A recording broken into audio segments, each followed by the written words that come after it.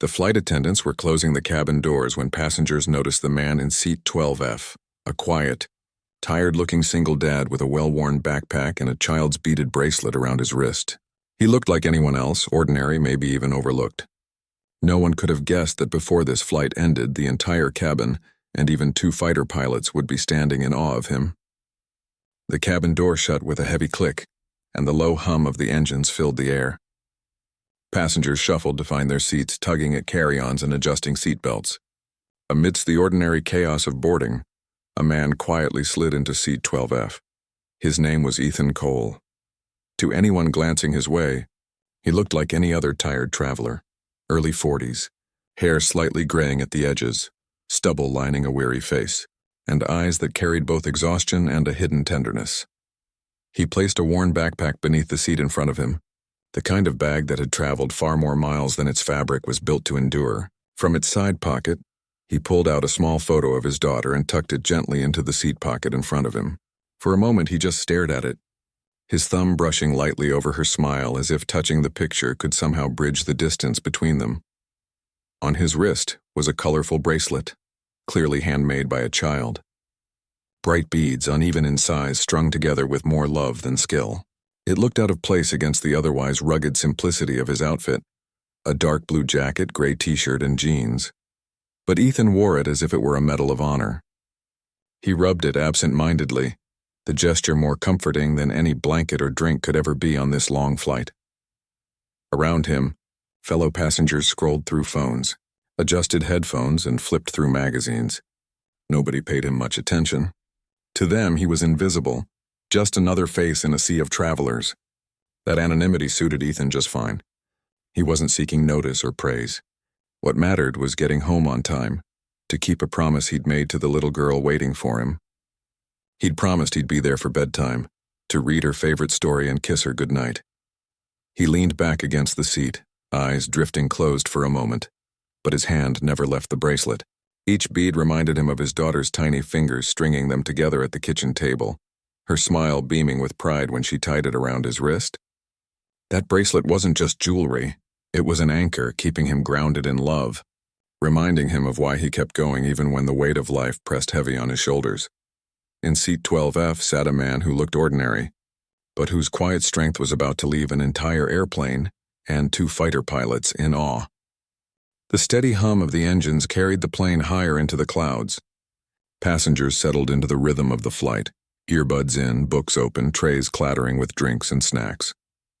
Ethan sat quietly in seat 12F, his hand resting on the bracelet that seemed to draw his thoughts homeward. He was so focused on the photo tucked into the pocket in front of him that he almost didn't notice a pair of curious eyes peeking over the seat ahead. A boy, no more than 8 years old, leaned over the seat back, his small fingers pointing toward Ethan's wrist. "Mister," he whispered, his voice barely louder than the hum of the engines, "why are you wearing that bracelet?" Ethan blinked, startled for a moment, then looked down at his wrist. The beads gleamed under the cabin lights, bright reds, blues, and yellows strung together with clumsy knots that only a child's hands could make. He smiled softly, the kind of smile that came not from politeness but from remembering something pure. "My daughter made it for me," Ethan said, his voice warm but quiet, as though sharing a secret. "She says it keeps me safe." The boy's eyes widened, his curiosity deepening. He glanced at his mother, who turned quickly, embarrassed. "I'm so sorry," she said, giving Ethan an apologetic smile. "He's a little too curious sometimes." Ethan raised a hand gently, shaking his head. "No need to apologize. Curiosity is a gift." He leaned forward slightly, lowering his voice so the boy felt like he was hearing something important.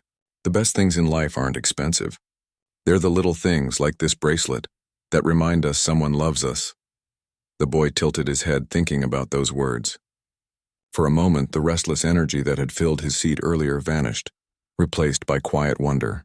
His mother's eyes softened, and she gave Ethan a grateful nod. As the boy sat back down, Ethan returned his gaze to the window, the corners of his mouth still curved in that gentle smile. He thought about his daughter again, how she had insisted he wear the bracelet everywhere even when he told her it didn't match his clothes. "It matches your heart," she'd said with a grin that only children could deliver without irony. And so he wore it. not as decoration but as a reminder. A reminder that love, small, selfless, and sometimes woven out of uneven beads, was the greatest protection a man could carry.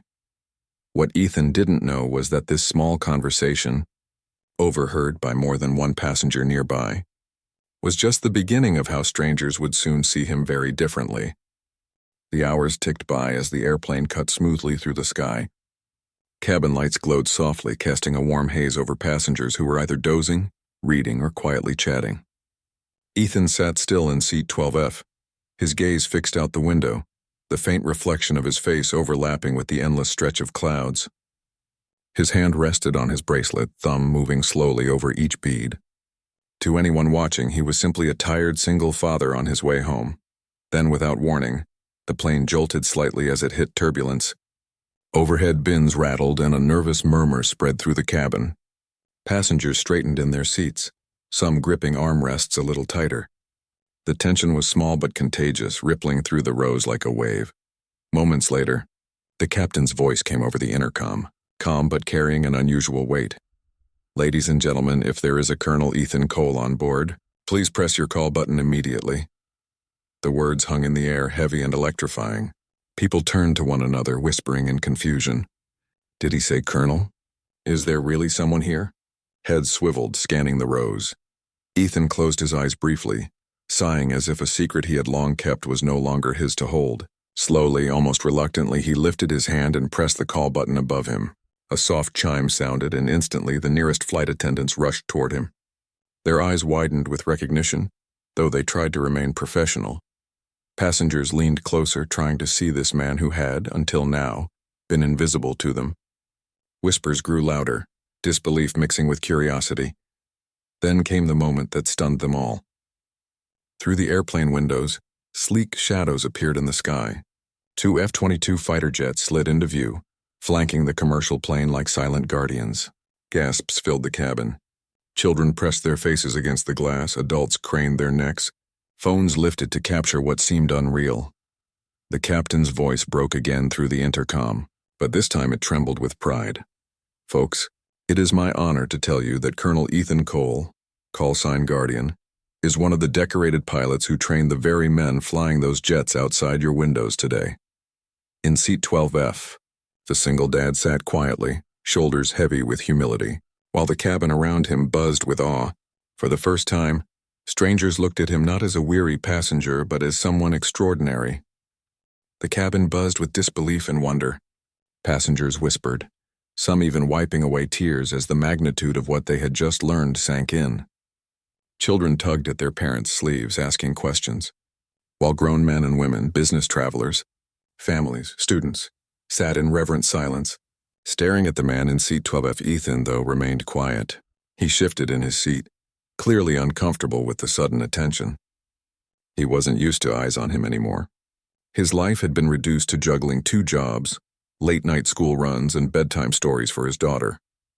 He wasn't a colonel in those moments, just a dad trying his best. Yet now, with the bracelet on his wrist glinting under the cabin lights, his past and present collided in a way he couldn't escape. Then, without warning, the fighter jets outside shifted formation. The F-22s tilted gracefully, their wings catching the sunlight as they performed a slow, deliberate maneuver. Gasps erupted throughout the cabin. To the untrained eye, it was simply breathtaking, but to Ethan, it was unmistakable. They were saluting him. The captain's voice, thick with emotion, explained what everyone was witnessing. "Ladies and gentlemen, what you see now is not a drill. Those pilots out there are paying tribute to the man who once trained them. They're flying in honor of Colonel Cole, known by his call sign Guardian. They've asked us to pass along their salute." The plane seemed to grow still, as though every soul on board was holding its breath. A few passengers began to clap, hesitant at first. Then more joined in. Applause swelled through the cabin, echoing off the walls until it filled every corner. People rose to their feet, standing as though in the presence of something sacred. Even the children instinctively sensed the weight of the moment and mimicked salutes with their tiny hands. Ethan swallowed hard, his eyes burning. He tried to wave it off, to sink back into anonymity, but the overwhelming gratitude surrounding him wouldn't allow it. His hand lifted, shaky but steady enough, and he pressed his palm against the window, facing the jets outside, for a heartbeat. It felt as if the entire world was connected through that gesture. The pilots in the sky, the passengers in the cabin, and the humble single father who had given so much and asked for nothing in return. The roar of applause lingered in the cabin long after the jets disappeared into the horizon. Passengers slowly returned to their seats, but their eyes kept drifting toward Ethan. Their expressions softened with admiration and gratitude. What had begun as an ordinary flight was now a memory they would carry for the rest of their lives. Ethan sat quietly in seat 12F, the bracelet on his wrist, catching the fading sunlight pouring through the window. He thought of his daughter, waiting at home with her crayons scattered across the kitchen table, always asking him to draw with her. She had no idea her father had once been a hero to his country. To her, he was simply Dad, the man who packed her lunch, tied her shoes, and sometimes fell asleep reading bedtime stories. As the plane descended, the intercom buzzed one final time. The captain's voice carried a smile. "Ladies and gentlemen, as we prepare for landing, I ask that you remain seated just a little longer. We'd like to honor one of our own." When the plane touched down and rolled to a stop, the seatbelt signs clicked off. But instead of rushing to the aisles, every passenger stayed seated. A hush fell over the cabin. Then, row by row, people began to stand, not to leave, but to applaud once more. Ethan rose slowly, clutching his old backpack. The aisle stretched ahead of him like a path of honor. As he walked, passengers reached out to shake his hand, some with tears in their eyes, others whispering quiet thank yous. The weight of their gratitude was overwhelming, yet it carried a warmth that lifted the heaviness from his shoulders. Near the exit stood a boy no older than 10, his small chest puffed with pride. With a seriousness that only children can muster, he raised his hand in a salute. Ethan froze, heart tightening in his chest. Kneeling down, he returned the salute, his voice gentle but thick with emotion. "Thank you, son. That means more than you know."